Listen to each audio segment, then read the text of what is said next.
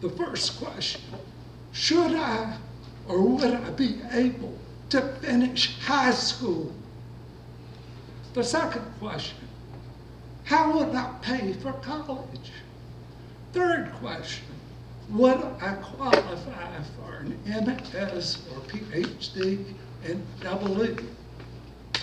A wide gambit, I think you would say. In 1958, I was a rising junior in high school. But the state of Virginia had different plans. Let me tell you about the politics of the era. Brown versus the Board of Education, Topeka, was a Supreme Court decision that essentially did away with all state segregation laws. They said having equal facilities was not enough, even though they were unequal. I lived in Norfolk, Virginia. The governor of Virginia said, I'm going to close 6 schools in Norfolk because 17 black children wished to go to those schools. They closed the schools from September to February. This affected 10,000 students. 7,000 students found other means of going to school. I was one of the students that did not go to school during that time. I have no idea what would have happened to me if schools had not reopened in February. I have great empathy for the kids, and especially my grandkids, that had their education interrupted due to COVID. 2 years, 3 years, I mean, it's just unbelievable how they will suffer. The second concern, how would you pay for college?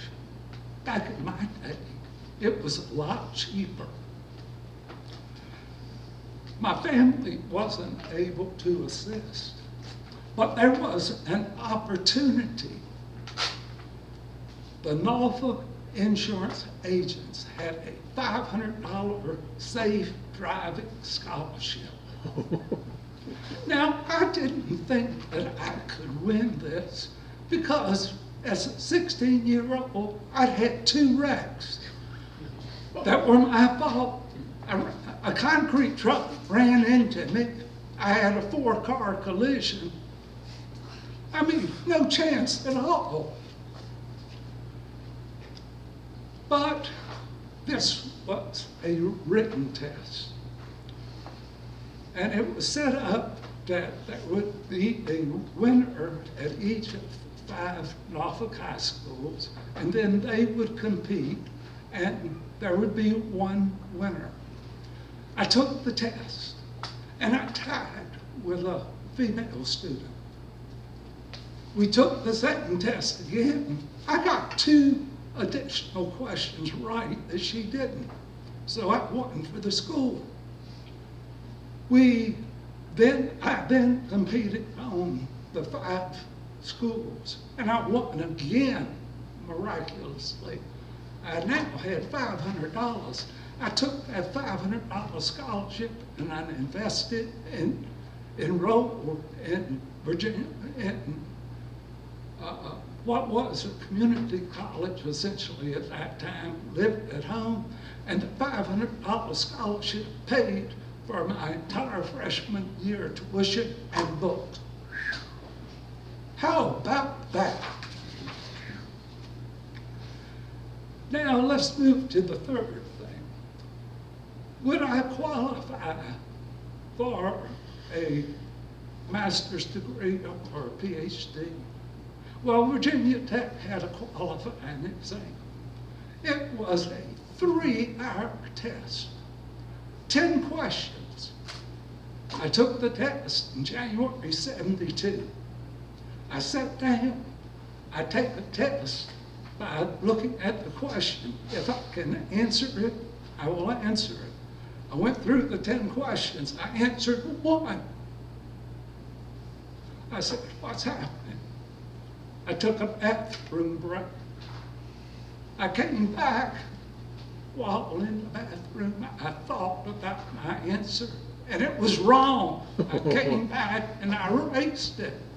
1 hour of the class was now gone. I had 2 hours to go.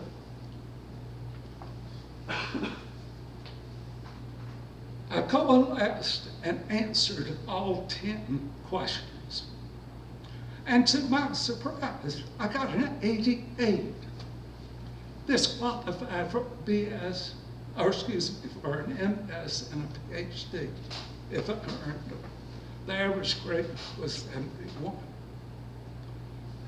In summary, I don't know what would have happened to me if the schools hadn't reopened.